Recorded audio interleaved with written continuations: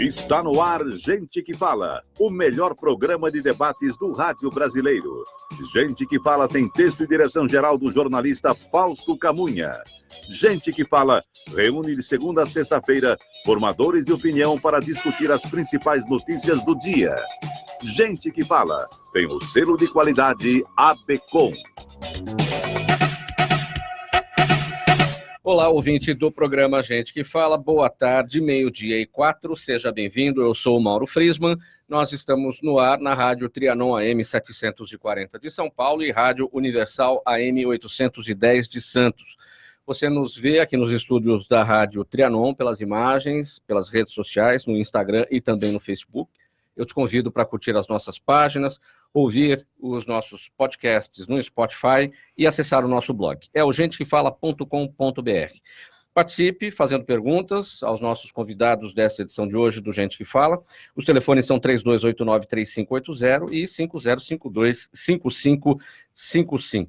Eu apresento agora os nossos convidados de hoje. Você nos vê aqui à minha esquerda, Marcos Galassi, empresário, fundador e proprietário da Fórmula Inter de Automobilismo. Galassi, seja bem-vindo ao Gente que Fala. Muito obrigado. Quero agradecer a você, Mauro, pelo convite. Uma boa tarde para os ouvintes, uma boa tarde para todos aqui. Fico feliz em estar aqui com vocês. Muito obrigado pela presença. É uma honra, Galassi, recebê-lo aqui. Também conosco, você vê aqui à minha esquerda agora, Marcos Tadeus, produtor cultural, em cartaz com o espetáculo Lyson Gaster no Borogodó. Tudo bem, Marcos Tadeus? Tudo bem, graças a Deus. E vocês, tudo bem? Seja bem-vindo ao programa. Muito obrigado. Também conosco agora aqui à minha direita, o Leonardo Tavares, advogado, presidente do Ampliar, que é o programa de responsabilidade social do Secov São Paulo, Sindicato da Habitação. Seja bem-vindo. Muito obrigado, Mauro. Boa tarde a todos, boa tarde aos ouvintes, aos telespectadores. Vamos que vamos. E fechando a nossa bancada, o Ailton Vendramini, engenheiro, consultor de gerenciamento, especialista em pequenas e médias empresas. Vendramini, mais uma vez, bem-vindo aos microfones aqui do Gente que Fala. Obrigado, Mauro, um prazer enorme estar aqui com você e com seus convidados. Vamos lá ao nosso primeiro tema. Fazer uma criança mais feliz neste Natal é o principal objetivo da campanha do brinquedo do Ampliar, que chega à sua 17ª edição, com muitos motivos para comemorar. O Ampliar surgiu há 29 anos, da preocupação com a falta de oportunidade e qualificação dos jovens. O programa oferece uma série de cursos profissionalizantes que criam condições de crescimento pessoal, a empregabilidade, o resgate da autoestima e a geração de renda aos alunos. Leonardo Tavares, como é que surge, já virou tradição, né, a 17ª edição da campanha, mas como é que surge essa campanha? Então, a campanha... A ideia é arrecadar o maior número de brinquedos e artefatos para a criança para poder fazer um Natal um pouquinho melhor para as crianças carentes, né? Essa é a 17ª edição. Domingo nós começamos com a carreata, né? Já arrecadamos aí, acho que foram algo em torno de 4.000 brinquedos, nós estamos terminando a contabilidade. E nós fazemos a arrecadação nos condomínios, né? Então, se algum telespectador estiver interessado, ainda há tempo, porque a gente arrecada e depois distribui para as instituições parceiras. É só entrar em contato com o Ampliar, né? Ampliar é www.ampliar.org.br e lá você tem os nossos contatos e a gente passa para arrecadar os brinquedos nos condomínios. São brinquedos usados, usados, em condições... novos. Olha, tem gente que dá brinquedo novo, tem gente que dá brinquedo usado, aí obviamente nós fazemos uma triagem, porque também você entregar um brinquedo muito deteriorado é pior do que não entregar muitas vezes. Mas, via de regra, os brinquedos são sempre em bom estado, as crianças gostam bastante, as entidades parceiras que a gente trabalha são entidades sérias, então é bacana. E a gente sempre tem voluntários na carreata, por exemplo, foi domingo agora, aconteceu aqui nos Jardins, nós tivemos 50 voluntários ajudando a arrecadar os brinquedos, a brincar com os condôminos, com as crianças, que muitos pais fazem as crianças entregarem os brinquedos, é uma coisa interessante também essa questão de fazer a criança ter o desapego e a relação com o próximo para ajudar o outro. Então, a campanha vai até agora o meio de dezembro, quando então a gente vai fazer o repasse dos brinquedos, né? E essa carreata que vai acontecer agora, vai ser onde? Ela aconteceu agora, domingo, nos Jardins. Mas vai ter mais? Na verdade, agora a gente passa nos condomínios para retirar os brinquedos, porque a gente faz a carreata, fizemos a carreata agora aqui nos Jardins, mas nós recebemos doações de São Paulo inteira, né? Então a gente manda as caixas, os condôminos colocam nas caixas e a gente passa para retirar. Então quem quiser e tiver interesse ainda está de pé, só entrar em contato com o Ampliar, né? No ampliar.org.br e nós fazemos a arrecadação. Então, o condomínio tendo interesse, só entrar em contato. Não são vocês que vão atrás, os condomínios, vocês não vão prospectar essas situações, os condomínios é que se manifestam. Os condomínios que se manifestam, porque como o Ampliar é ligado ao Sindicato da Habitação, nós temos esse contrato próximo com os condomínios, né, por conta das administradoras, então muitas já receberam, já passaram para os seus clientes há 1 mês e meio atrás, então se você olhar aí, você vai ver, muito provavelmente você vai ver uma caixinha do Ampliar aí no seu condomínio, talvez você não tenha visto, mas sempre tem um panfletinho ou uma caixa, é só colocar os brinquedos, e se não tiver, é só entrar em contato conosco que nós possamos buscar, não tem problema nenhum. Quantas crianças são beneficiadas, geralmente? Olha, são 4.000 brinquedos, eu diria algo em torno assim, de 3.500, 4.000 crianças. É bastante, gente. É um pouquinho mais que um brinquedo por criança, é bastante. Nós temos as entidades parceiras, que elas vêm, arrecadam e fazem a distribuição. A gente arrecada e eles fazem a distribuição para as crianças. É interessante. E essa entrega acontece dias antes do Natal? Sim, geralmente geralmente é uma semana antes. Aí cada entidade vai fazer o seu dia e o local para fazer a entrega. Geralmente eles vão em umas comunidades mais carentes e lá eles fazem a distribuição. Geralmente eles avisam que haverá a distribuição, aí tem distribuição de senha, as pessoas passam para pegar. Mas isso é mais perto, ali sei lá, na última semana do Natal. A nossa distribuição para essas entidades é agora dia 15 de dezembro. A escolha das entidades? São entidades parceiras há muito tempo. Nossas, né? Agora, se tiver alguma entidade que tenha interesse, acho que pode entrar em contato também, mas são entidades que a gente trabalha há muito tempo. São umas quase 10. Interessante. É sempre muito importante, né, gente, o trabalho, né, da sociedade nesse sentido, para tentar fazer um Natal melhor para quem não tem a possibilidade, né? É que o Natal não é só brinquedo e bens materiais, né? É uma época de reflexão, sim, que faz parte, mas faz parte, é óbvio, que a criança, ela vê um recebendo e ela não, é uma coisa estranha. Então, pelo menos você dá um afago, dá um carinho, mostra para ela que ela também faz parte daquela comemoração, né? E é interessante. O Marcos Tadeu, você que é da cultura, o meio cultural se reúne bastante também nesse sentido, né? Para levar um Natal mais confortável para as famílias, né? Sim, por exemplo, se eu vou citar um exemplo que não é diretamente ligado a mim, ao teatro, mas a Escola de Samba Mocidade Alegre, lá do bairro do Limão, da Casa Verde, faz o mesmo trabalho também de distribuição, de arrecadação de presentes e brinquedos para as crianças, né? Eu sempre opto pela cartinha do Papai Noel nos Correios. Eu acabo indo lá, eu pego 1 ou 2 cartinhas todos os anos, não só eu, como minhas irmãs também na minha família, nós temos essa forma. Já virou tradição também, você faz questão, né?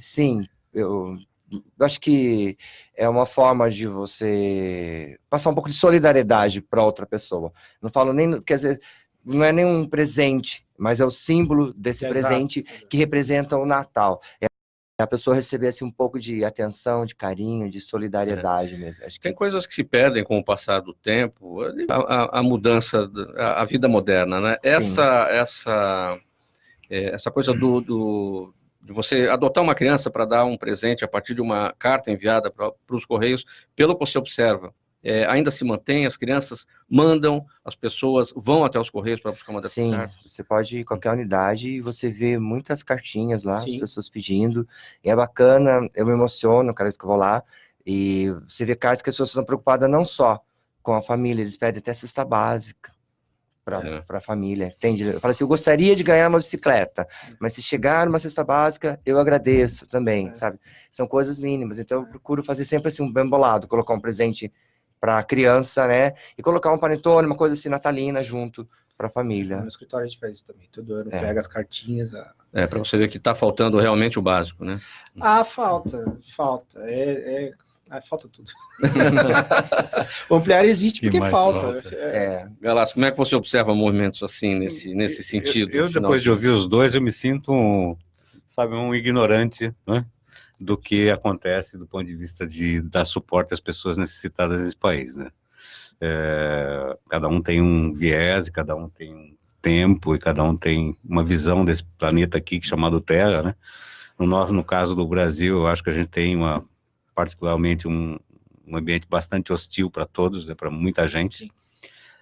E eu não sabia que tinha esse negócio de carta no correio, com o Papai Noel, e assim, nunca ouvi falar do Ampliar, entendeu? Quer dizer, por isso que eu digo, me sinto um ignorante nesse aspecto, porque são ações realmente que merecem, né, não só as ações individuais e ações coletivas, né?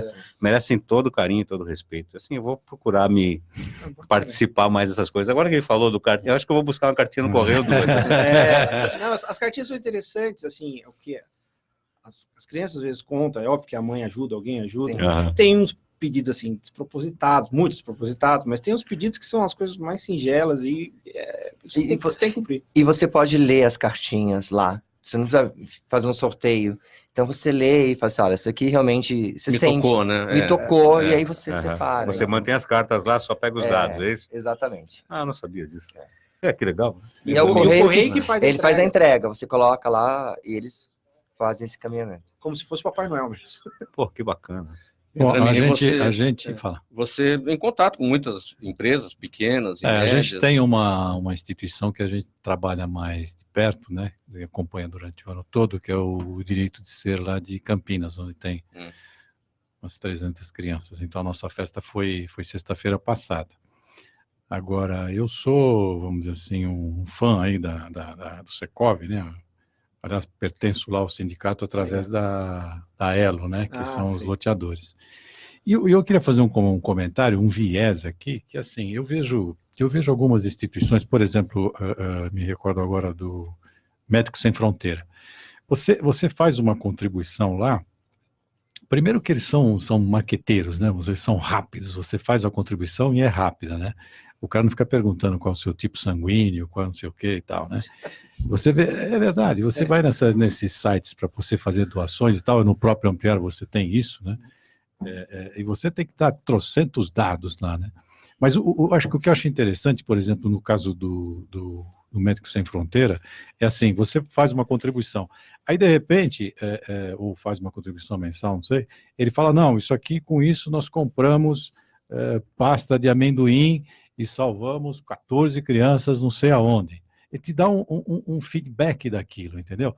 Eu acho que, estou dando aqui como sugestão, né? Quando você arrecada, não sei o que, e vai lá e atende uma determinada criança com carência, dá um feedback, ou através do site, e até no caso do site, eu diria o seguinte para você, tem que facilitar essa arrecadação. Então, vamos supor que chega aqui um americano agora e fala, não, eu dou $100 no Ampliar. Como é que ele entra no site e dá $100 para Ampliar, né? O problema nem é o Ampliar, o problema é a legislação brasileira mesmo. É um país hostil, inclusive, para você fazer a caridade. Não tem facilidade para isso, entendeu? Não tem, assim, eu sei porque eu vivo isso. E essa questão do doar vai ser fácil, vai vir agora a Lei Geral de Dados.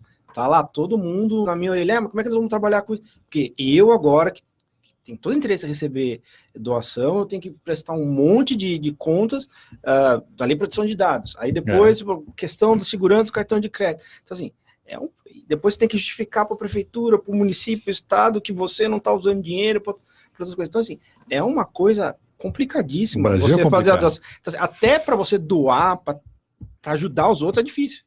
Imagina para empreender. Não, eu vou te falar uma coisa, Leonardo. Eu doei há uns anos atrás, nunca mais vou fazer isso na minha vida, computadores.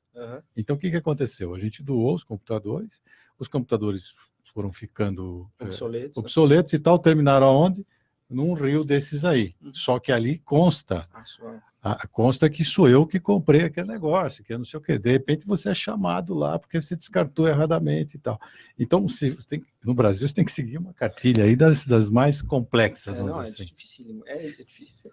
Bom, vamos aqui para o próximo tema. Olha, empresário dos setores de comunicação e de novas tecnologias, entusiasta do automobilismo a ponto de criar uma categoria própria, o Marcos Galassi, que está aqui com a gente, é um empreendedor motivado, mas não com o país. Em entrevista recente sobre o negócio de automobilismo, ele disse, não tem negócio de automobilismo no Brasil. O que há é o retrato do Brasil. Não temos um país institucionalizado, correto, com bons exemplos. Não temos segurança, saúde, educação. E no automobilismo é a mesma coisa, são as palavras do Marcos Galassi. O Galassi, apesar de todas essas adversidades, enfim, e o que a gente acabou de falar aqui, é difícil até fazer caridade no Brasil, apesar de tudo isso, você segue motivado no empreendedorismo. Olha, na verdade, assim, eu não diria motivado, mas eu diria para você que eu sou um empreendedor compulsivo. Ou seja, para mim, empreender é como amar, sabe como é que é? Você depende da paixão. Você tem que estar apaixonado por aquilo que você vai fazer. Uma vez que você esteja apaixonado, você começa, então, a planejar. E aí as coisas acontecem. Então, empreender é isso. Né? Empreender é você se apaixonar por alguma coisa. Eu me apaixonei por várias coisas no decorrer da minha vida, né? Desde produzir vídeo até fazer eventos, depois trabalhar com novas tecnologias, né? Depois criar empresas relacionadas à área de TV digital, né? E, assim, depois de todo esse processo, eu resolvi parar. Né? E a Fórmula Inter, por exemplo, é um empreendimento que eu fiz com alguma coisa que era mais um hobby meu do que um trabalho, entendeu? Eu nunca vi como um trabalho. Na verdade, eu vejo como um hobby, na verdade, mais que como um hobby, eu vejo como alguma coisa que nós estamos tentando fazer para aproveitar um espaço que está vazio no automobilismo brasileiro. Porque o automobilismo é diferente do futebol, né? Futebol todo mundo sabe, todo mundo tem contato, todo mundo vê na televisão o tempo todo. O automobilismo foi morrendo. Você falou da paixão, você tem que se apaixonar para poder desenvolver, planejar. Agora, a paixão aparece como? Como é que é? Todos nós, eu acho que... Eu apaixonei por automobilismo e vou criar um carro, veja, uma categoria, na verdade, veja, e um carro para disputar. De novo, eu relaciono com a questão de você amar alguém, tá certo? Quer dizer, assim, todos nós temos o potencial de amar alguém, correto? Sim. Só que você só sabe que está apaixonado depois que acontece, né? No momento que você menos espera, você encontra alguém que vai chamar a tua atenção e você se apaixonou. Qual é a razão pela qual você se apaixonou? Você não sabe, né? Com o negócio, com o empreender, é a mesma coisa. Né? Você vive um mundo, você questiona, né, como é que está o país, você questiona, né, o ambiente onde você vive, você acha que você pode melhorar nisso ou naquilo. E aí, de repente, você tem uma ideia. E essa ideia é a tua paixão. Né? É o que vai te levar a fazer as coisas. Porque a paixão, ela é doentia, né? Ela faz com que você faça apostas e arrisque e vá em frente. Eu vejo assim. Agora, você já empreendeu em outras situações. Numa das situações, você falou aqui dos vídeos, das transmissões de vídeo pela internet, o conhecido hoje em dia como streaming de vídeo. Quem está nos vendo aqui pelo Instagram e pelo Facebook está nos vendo em altíssima velocidade, em 4G ou no Wi-Fi em algum lugar. É um mundo que a gente já sabia que ia acontecer há 30 anos atrás. Só que você começou isso na época da internet a manivela, do fax modem, quando a gente tinha internet de escada. Agora, você foi um visionário. Eu não diria um visionário, eu diria que, na verdade, de novo, foi um processo no qual a paixão fez com que eu chegasse lá. Primeiro que eu era um apaixonado por produzir vídeo, vivia disso, né, como um produtor de vídeo. Todo produtor de vídeo quer ter seu próprio canal de televisão, não é? Puxa, eu quero exibir, eu quero fazer, etc. Como eu vivia do mercado corporativo, eu falei, bom, se eu conseguisse criar uma TV para os meus clientes... E não havia, que o Brasil era um país absolutamente estatizado, o único satélite que nós tínhamos era para as emissoras de TV, que seja aquelas que tinham dinheiro para concessão, ou para os rádios, e a iniciativa privada realmente não tinha acesso para entrar ali e criar um mecanismo de ganhar dinheiro. Eu fui procurar a tecnologia que pudesse fazer isso, estava surgindo as primeiras linhas chamadas ISDN, que a Telesp colocava, que eram linhas rápidas de 64K. Linha velozes, super velozes, que permitiam fazer videoconferência ponto a ponto. Falei, bom, deixa eu pesquisar alguma coisa, achei uns israelenses vendendo esse equipamento, fui atrás, e como eles eram israelenses, falavam um pouco português, eles contrataram um jovem menino que trabalhava no laboratório de supercomputação da USP, o Reinaldo, né, que veio me vender o equipamento. Assim, o equipamento, de fato, assim, eu depois de ver, perdi o entusiasmo. Mas o menino falava com tal entusiasmo do que era possível, paixão, etc. E ele me explicou que, assim, lá no laboratório de supercomputação, havia um experimento que eles acabaram, assim, de transmissão por rede, eu não entendia nada daquilo, né? Por rede, e ele tinha acabado de ver um show de um grupo que estava sendo lançado nos Estados Unidos, tal de U2, alguma coisa assim, que ele achou fantástico, que ele viu lá dentro e tal. Eu falei, pô, peraí, me mostra esse negócio direito. Aí ele me mostrou, eu como curioso, que é uma qualidade inexorável de quem quer empreender, você tem que ser curioso. Né? Fui atrás disso, enfim, e tornando a história mais curta, eu trouxe para o Brasil a tecnologia, para a América do Sul, de fato, a tecnologia de streaming media, né? Criei todos os primeiros streamings do Brasil, né? Criamos o MediaCast, que você participou comigo lá, que na verdade nada mais era do que o YouTube, né? Criamos a Usina do Som, que nada mais era do que o Spotify, a TV né? UOL. A TV UOL, a TV UOL, a Bandeirantes, todas elas serviam, a própria Vivo, que na verdade não era Vivo, era Telefônica. A gente fez muita coisa, a empresa acabamos vendendo, né? O Grupo Abril acabou entrando como sócio da gente, a gente vendeu a empresa para um grupo americano, a empresa existe até hoje, ela é que cuida de toda a parte de distribuição de áudio e vídeo do Grupo Telefônica globalmente. Né? E a TV UOL foi um grande desafio. A TV UOL foi muito engraçada. Comparando com o que ela é hoje, eu me lembro quando entramos no ar, eu fui o primeiro apresentador. A TV UOL foi interessante, sabe por quê? Porque assim, primeiro, eu chego no UOL, o UOL tinha 17 mil assinantes. Eu me lembro que tinha uma plaquinha eletrônica ali, estava o Caio Túlio na sala dele, o Caio Túlio Costa, grande figura, estava com o Caio lá, e eu chego para apresentar, falo, olha, Caio, eu tenho isso aqui, etc, etc. O que você acha disso? Vamos montar a primeira TV na internet desse país. Tinha acabado de sair das BBS, ou seja... Vou situar isso, 1997. 97, isso mesmo. Aí eu falei, não, deixa que eu monto o estúdio, monto tudo, contratamos as coisas, você me traz lá o Zé Simão e outros caras para falar aqui, e vamos criar essa TV do UOL. E assim, eu sei que a gente fez um evento para lançamento, foi no Transamérica, me lembro até hoje. Tinham 400 pessoas, entre jornalistas, artistas, etc, etc. O Caio falou, aí fui eu falei, e assim, está no ar no www.uol.com.br. Bom, passaram-se 6 horas. O pessoal da Embratel começou a ligar desesperado para a Folha, porque nós tínhamos entupido os links internacionais do Brasil com os Estados Unidos da América, que era, na verdade, o cluster que distribuía aquilo. Para você ter uma ideia, assim, para fazer isso funcionar, eu fui nos Estados Unidos e contratei um web farm lá, onde eu tinha 10 megabits. 10 megabits. Eu tenho mais na minha casa hoje do que eu tinha naquele web farm. E para quê? Para distribuir o vídeo, para até 1000 pessoas simultaneamente, não dava para ser mais que 1000. E para isso precisava de 10 megabits. Eu descobri que o link do Brasil com os Estados Unidos naquele momento era de 6 megabits. Eram 2 links de 3 megabits. E foram os dois entupidos pelo tráfego de vídeo que todo mundo queria vir e que vinha, né, dos Estados Unidos, porque os servidores estavam nos Estados Unidos. Foi muito interessante, foi um momento mágico, porque tudo era muito simples, tudo era ainda, sabe, aquele brilho nos olhos e tal. Ninguém acreditava no vídeo na internet, eu me lembro, assim. Você tem que ser muito perseverante para empreender em ambientes em que você está trazendo muita inovação, porque as pessoas não acreditam, elas são reticentes à inovação, né? Então, quando eu aparecia com um vídeo na internet, os monitores eram de fósforo verde, horríveis, né? E assim, eu me lembro que o primeiro vídeo era um quadradinho no meio daquele fósforo verde, não é? E assim, hoje, um vídeo, para você ter uma ideia, assim, quando você assiste um vídeo, você está assistindo 30 quadros por segundo, né? Eu acho que eu devia ter naquele vídeo 15 quadros por minuto. Mas ele vinha, né? Motion, ele ia mudando, né? Aí você via o sujeito fazendo assim. Era um robozinho. Mas via o áudio dele, muito ruim, mas via. Isso no modem de 14.400.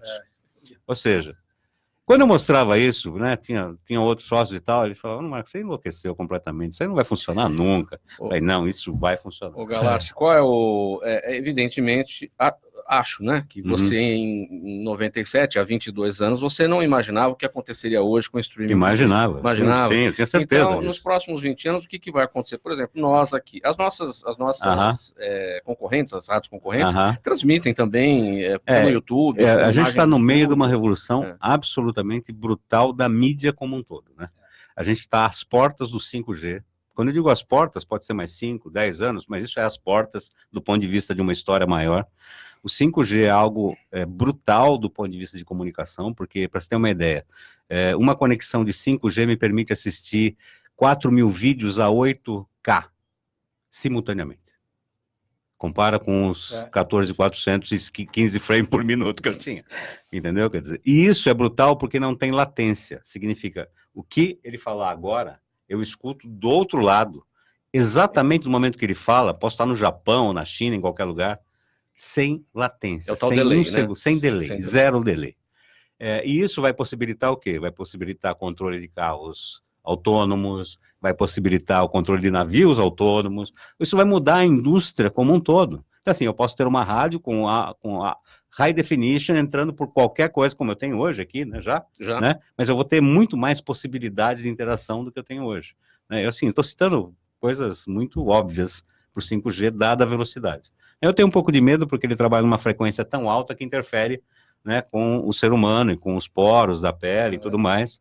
Mas eu não sei como é que vão regular isso, espero estar longe das estações na hora que eles começarem os testes. São transmissões à flor da pele, literalmente. A flor da pele, literalmente, exatamente. Alguém quer falar alguma coisa? Já não sei. Não, eu lembrei o seguinte, você falou 97, né? Eu queria fazer um comentário. Eu tinha uma transportadora na época, e nós quebramos, né? Em 95, 96. Quebramos, não é assim, quebramos. Efeito Brasil, eu sei como funciona.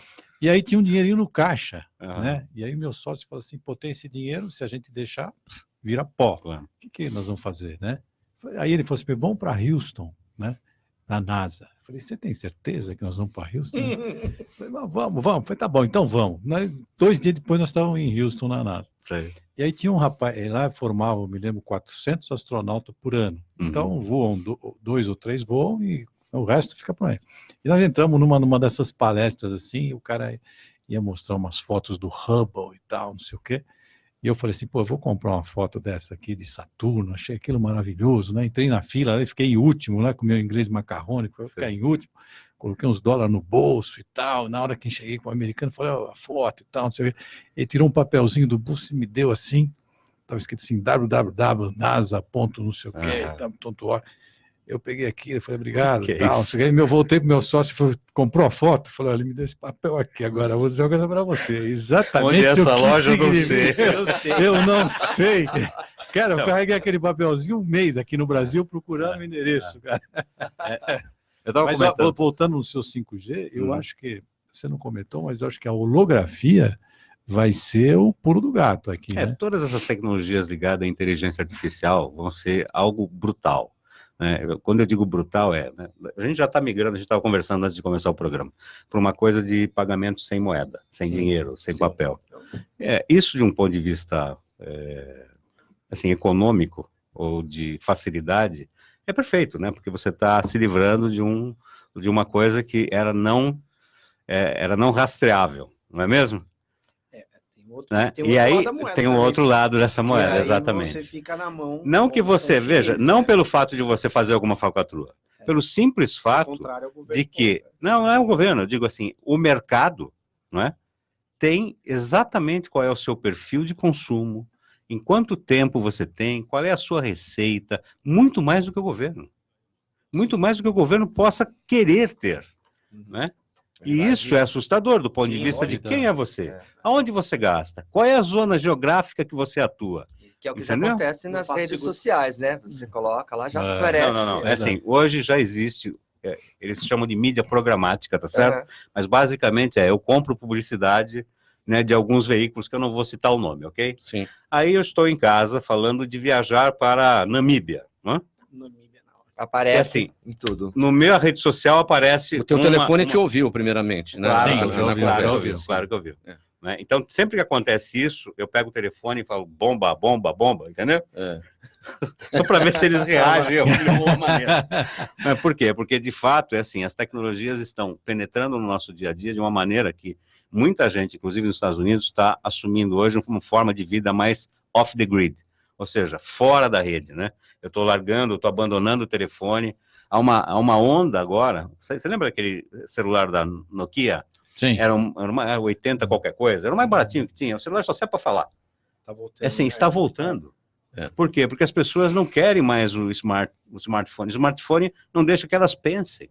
E é verdade, se você ficar no WhatsApp, no Instagram, no Facebook, no YouTube, no não sei o quê, jogando, qualquer coisa. Ok, mas assim, aquilo está consumindo de você aquilo que é mais precioso, agora, estar consigo mesmo. Agora, o fim do dinheiro físico, Galá, se acaba com uma brincadeira, vai ficar muito triste, cara e coroa. Não, mas isso é que eu acho assim, concordo plenamente, mas um governo te controlar em algum backdoor, e aí você é simplesmente limado, você é esquecido, você é apagado. É o 1984, entendeu? Eu não queria anunciar para você, mas assim, isso é inexorável. Então, mas não, talvez ele tenha que voltar para a Idade da Pedra, porque pelo menos você continua um ser humano. O que vai te salvar é assim, é morrer e a reencarnação. Eu acho que talvez essa seja uma saída. Então, mas é um negócio Mas não pode reencarnar aqui, né? Não, tem que ser um outro planeta um pouquinho mais atrasado. Bom, é o seguinte, nós vamos para um intervalo agora aqui no programa Gente que Fala. Na volta nós vamos dizer sobre a queda do Brasil no ranking do empreendedorismo. 12h34, até já. Quando eu fiquei grávida, meu marido fez um quartinho assim, em cima da laje. Só depois eu soube que precisava de aprovação para construir. Aí eu perdi o sono com medo de levar multa.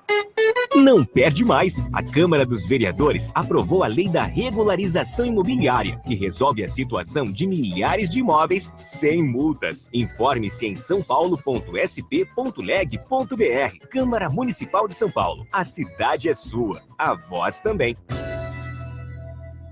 Trianon. De volta com o programa Gente que Fala, aqui na Rádio Trianon AM 740 São Paulo e Universal AM 810 de Santos, 12h35, e o nosso próximo tema é o seguinte: o Brasil apareceu no 124º lugar, ou na posição 124, na nova versão do relatório Doing Business, emitido pelo Banco Mundial agora em 23 de outubro. Em 2018, nós estávamos na posição 116, num ranking de 190 países. Ou seja, pioramos. Aí a pergunta: o governo está fazendo algo prático de lá para cá? E o que é preciso fazer para melhorar o ambiente empresarial no Brasil? Esse Doing Business é uma análise de ambiente de negócios em 190 economias, como eu disse aqui. Não é isso, Vendramini? Como é que a gente avalia essa questão de algo prático do governo? Olha, Mauro, o Brasil, nós somos ruim, né? De negócio, ruim. Em segundo lugar, nós somos ruim. Em terceiro lugar, nós somos muito ruins, entendeu? Então, eu até acho que alguém deu alguma propina para o pessoal do Banco Mundial para colocar a gente em 124, porque a gente devia estar em 190, né? Porque não é possível, velho. Um país onde você tem que pedir a certidão de óbito do fulano e tem validade, né? Então, cara, tem validade para certidão de óbito. Quer dizer, que pode reencarnar, né? Se o cara fosse com o nome de Jesus Cristo, alguma coisa, tudo bem, mas, né? Então, o que eu vejo é assim, é uma dificuldade enorme, né, para o empresário sobreviver aqui. Agora, a gente, e aí eu diria até, pegando um gancho no que o Marcos estava falando da paixão, né? Eu acho que nós estamos divididos em dois grandes grupos de empresários, né? Empresário de oportunidade, que consegue, por exemplo, entender, ter um insight, por exemplo, sobre um pensamento estratégico que desemboca num planejamento estratégico, que volta para o pensamento estratégico, e você cria um círculo virtuoso, e você tem um empresário de necessidade hoje, essa que é a verdade, né? Com 12 milhões de desempregados aí fora, o cara, ele vira desempregado, depois ele vira desalentado, depois ele vira empresário de necessidade. Então, a água bateu, né, e a gente precisou nadar. Agora, o que eu vejo assim, não é nenhuma crítica ao governo que está aí, né, ele fez essa medida liberalizante, né, como é que chama essa medida? Da liberdade econômica, que eu acho que é um passo importante. E agora, na sexta-feira, teve esse lançamento daquele revisaço, né, que é tentar pegar tudo quanto é lei que tem aí, dar um press the button aqui, fala, escuta, o que está acontecendo? Né? Porque lá na ponta a gente sente o seguinte, que quem cuida da situação é aquele fiscal que vai na nossa empresa, né? Que vai lá e ele é a lei para nós, né?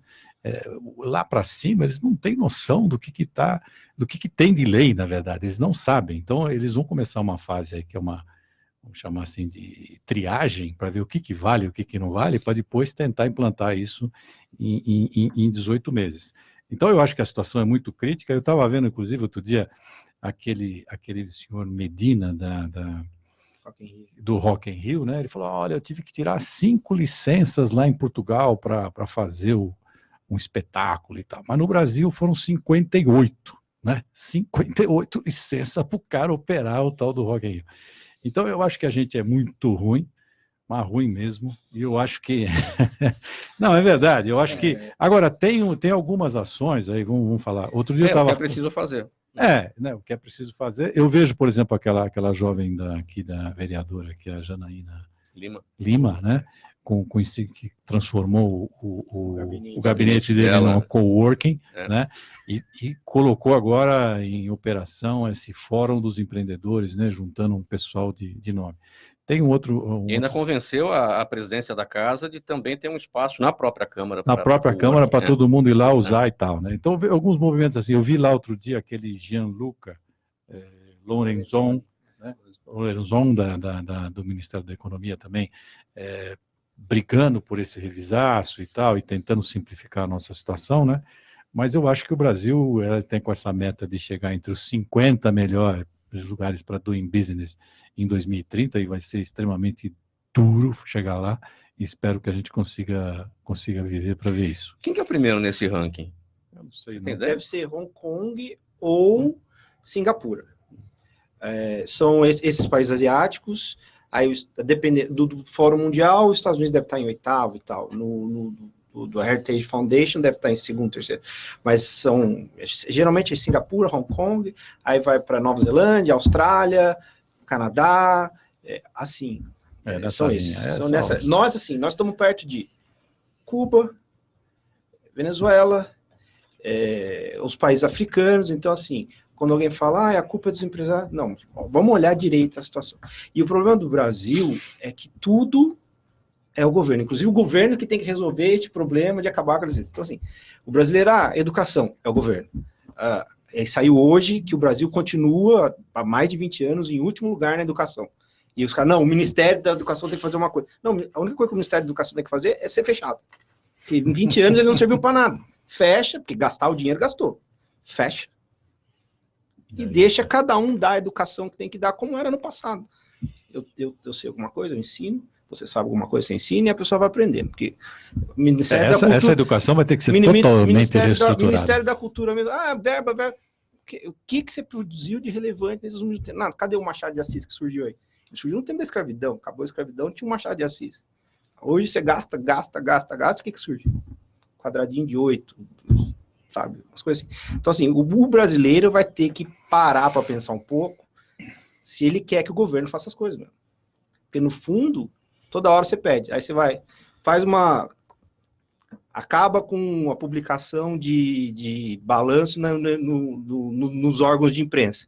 Aí vai lá na justiça, não, vou revogar isso daqui. Então continua tendo que gastar com isso. Revoga uma coisa, aí vai à justiça e põe de novo. Vai ao Ministério Público, institui o negócio. Então, assim, o brasileiro, ele tem o sangue estatal na veia. Vai ter que mudar. Se quiser fazer um doing business que presta.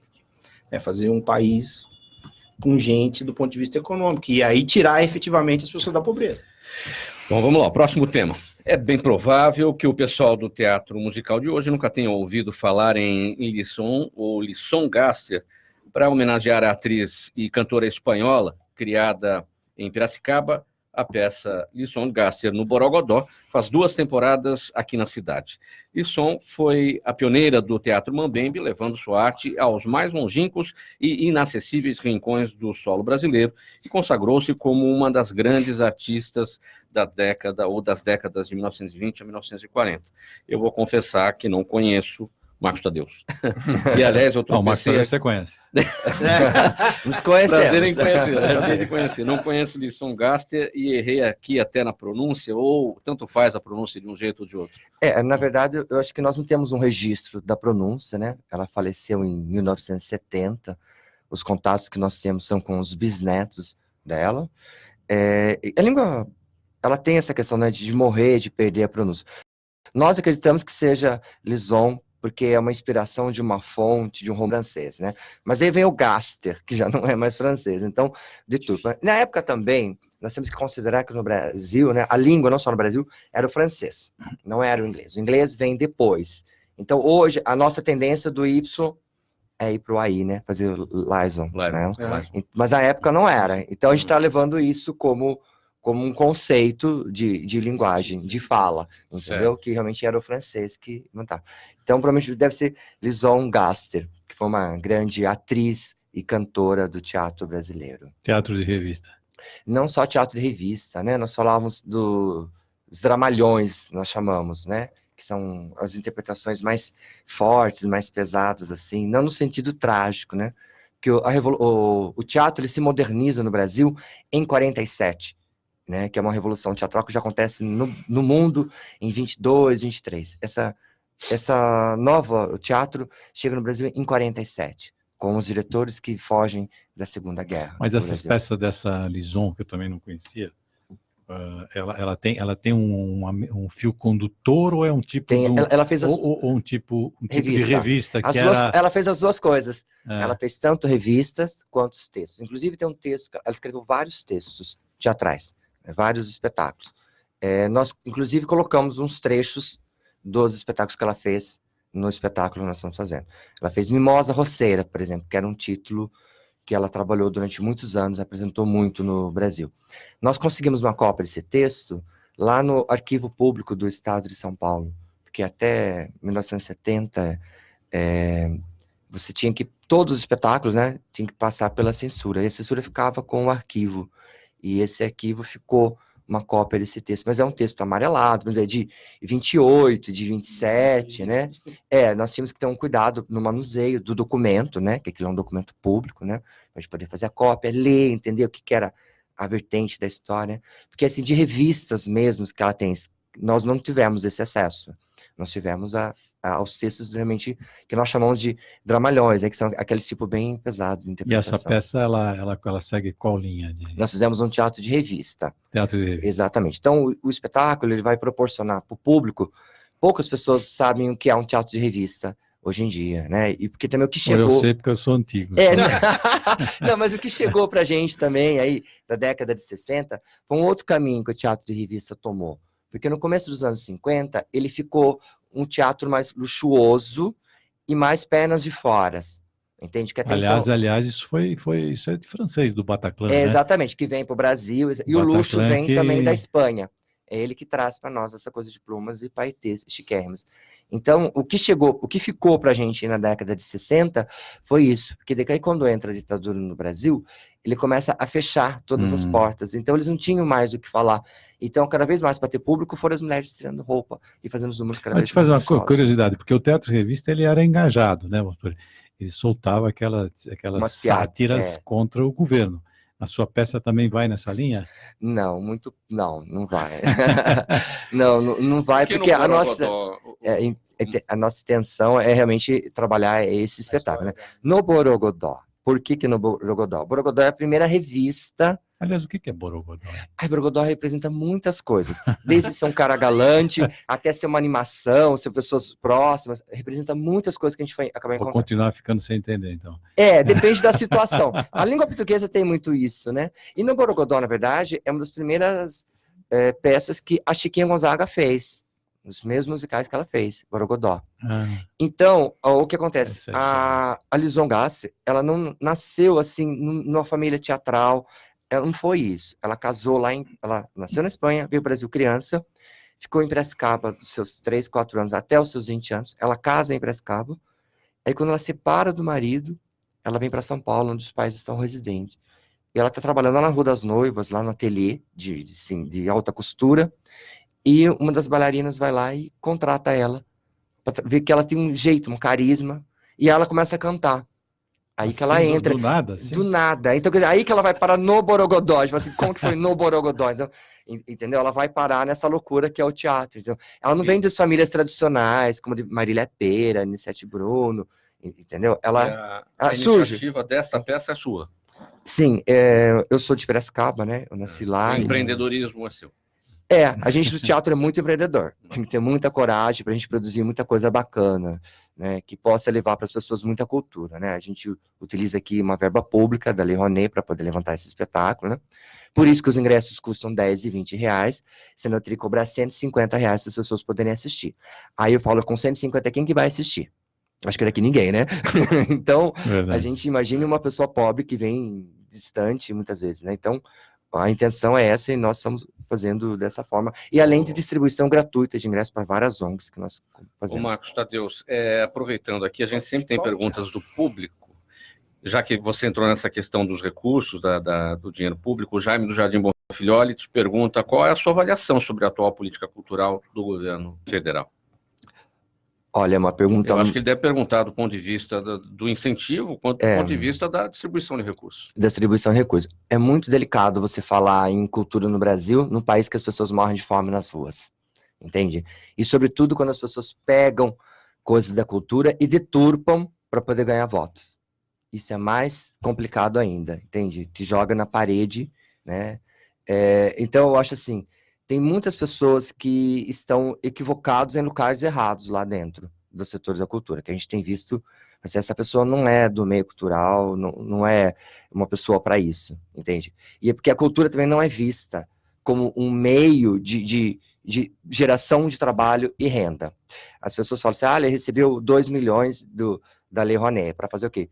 Para fazer quanta geração de emprego foi feita com esse dinheiro. Durante quanto tempo? Durante quanto tempo, entendeu? No mínimo é 1 ano de trabalho, quando entrou o dinheiro, porque você já trabalhou antes para você fazer o projeto e tentar captar o recurso, entende? Então, assim, e não é só o artista que está no palco, que a gente tem essa impressão, é o artista. Não é o artista, é uma cadeia de trabalho artístico, que daí engloba desde um contador, que a empresa tem que ter, um advogado, o serralheiro, entende? O cara que faz o lanche, por exemplo, o figurinista, a costureira, o diretor. Então, tem uma gama de profissionais que são envolvidos e que as pessoas acham que não é um banquinho, o violão que está no palco, é ele que... Não é isso, entende? Então, essa deturpação tem sido muito vida e falado na mídia, infelizmente, entendeu? Quando os espetáculos são 2 temporadas, né? Exatamente. Nós vamos fazer, então, agora no Teatro Alfredo Mesquita, esse final de semana, 6, 7 e 8, e o próximo também. Depois nós vamos para o Teatro Itália, aqui no centro. Alfredo Mesquita fica... Na Zona Norte, ali perto do Campo de Marte. Ali é um teatro público municipal. Depois nós vamos fazer aqui no Teatro Itália, que é um dos teatros mais antigos da cidade de São Paulo também, mais importantes nesse sentido. E Alfredo Mesquita também, que leva o nome de uma das pessoas mais importantes na área da formação teatral no Brasil, aquele que monta a primeira escola de teatro no Brasil em 45, 47, por aí mais ou menos. Galassi, o Jorge do Tatuapé pergunta por que mesmo com tanta paixão dos brasileiros pelo automobilismo é cada vez mais difícil termos um piloto na Fórmula 1. Nós temos saudades do Ayrton Senna. Esse é exatamente o problema. Isso é triste. Desde 94. Minha visão, vou tentar ser o mais rápido possível, que eu sei que o tempo é curto e precioso aqui. Então, o que eu vejo, minha visão do automobilismo. O automobilismo brasileiro, na verdade, ele é reflexo do que a mídia vendeu como automobilismo brasileiro. Né? Então, assim, o Ayrton Senna foi um grande piloto, fantástico, etc. Mas se bateu tanto naquilo, que todas as verbas, dinheiros e iniciativas giraram ao redor daquilo por muito tempo. Quando houve o esvaziamento, vamos chamar disso, não sobrou nada. Né? O automobilismo brasileiro se restringe a provas regionais, né, alguns poucos campeonatos nacionais, assim, alguns tentando se mantém pelo amor dos pilotos e que são os próprios financiadores dos seus carros e tudo mais. Os campeonatos nacionais se tornam impraticáveis pelos custos de deslocamento, etc. E por quê? Porque o mercado não vê o automobilismo com negócio, porque faltam arenas, a gente tem pouco autódromo comparado, por exemplo, com a Argentina. A Argentina tem 30% do nosso tamanho, vamos chamar assim, e tem 3 vezes mais autódromo do que tem o Brasil. As pessoas gostam mais de automobilismo na Argentina do que no Brasil. Por quê? Porque não se vende muito o automobilismo regional. Aqui você não vê corridas na televisão o tempo todo. Mais automobilismo do que futebol lá? Lá eles, não chega a ser mais. Lá eles também gostam muito de futebol, mas ambos têm o espaço. Existe uma categoria lá chamada TC Carreteira. É a categoria mais antiga do mundo. Tem 80 anos de idade. É a mais antiga do mundo. E eles correm pelo menos 12 vezes por ano em 10 autódromos diferentes. E essas corridas são televisionadas pela televisão, inclusive das categorias de base. Então, eu tenho lá a categoria de entrada, depois eu tenho mais 2, depois eu tenho a principal. Em transmissões ao vivo que chegam a durar 3 horas e meia. Assim, na TV nacional, para que todos vejam. Então, veja, isso leva a torcida para lá. Então, você vê muita gente com bandeira, você vê a torcida real, verdadeira. Não é aquela torcida patrocinada, sabe como é que é? Uhum. E aqui no Brasil, eu acho que as coisas se perderam um pouco por causa dessa elitização, né, do automobilismo, né? Só o rico, né? E o rico hoje em dia é Muito visto... rico. Não, mas o rico hoje em dia ele não é visto mais como só rico, entendeu? Se é que vocês entendem o que eu estou falando. Né? Uhum.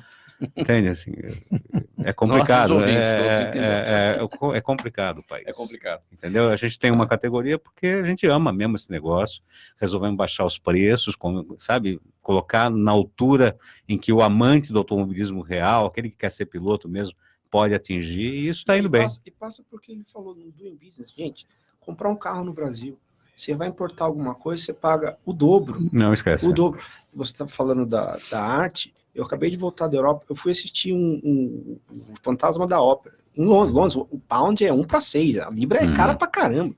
Eu paguei 18 libras. Não era o melhor lugar, é óbvio e tal. Mas 18 libras, por inglês, 18 libras é nada. Então, assim, por quê? Porque o peso do Estado sobre todo mundo é menos. Então, você vai pagar menos imposto, então você não precisa mais da ajuda do cara. Entendeu? Então, é algo a se pensar. Porque tudo passa pelo governo tem que ganhar sentido. Nós temos que pensar. É difícil você tirar o vício, né? Você tirar a nicotina do sangue. Mas eu acho que é mais dele também tirar do que a gente tirar. Que se ele baixasse a carga tributária, resolveria muitas coisas. Né? Se eu pagasse menos imposto, eu colocaria o meu filho no particular, né? E eu iria só para o plano. Acho que a primeira fase é vamos diminuir os impostos.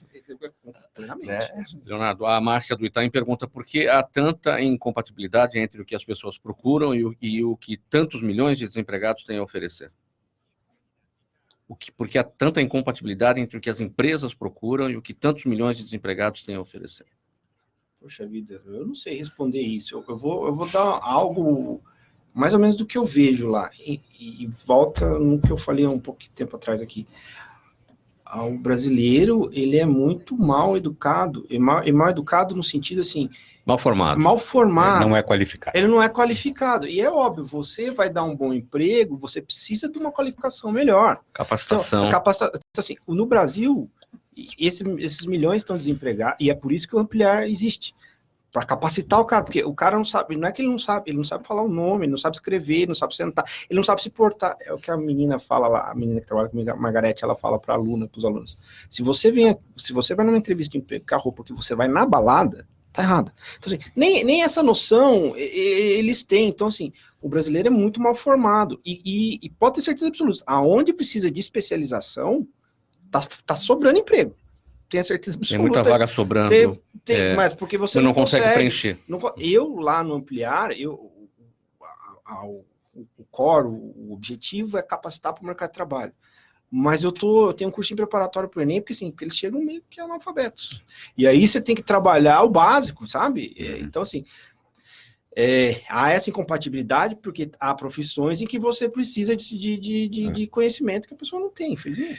Vendramini, o Lucas de São Bernardo do Campo, quer saber em que medida uma ampla abertura comercial poderá ou não beneficiar as pequenas e médias, as pequenas empresas brasileiras. Uma abertura ampla, mas despacio, né? De passito, porque se abrir o peito aberto, o chinês compra isso aqui, o americano acaba, se a gente cair, o americano pisa em cima. Eu acho que tem que ir devagarzinho, porque não estamos preparados. Vamos pegar uma pneumonia. Devagarinho. Devagarinho. Assim, eu acho que muitas vezes esse é o band-aid, sabe?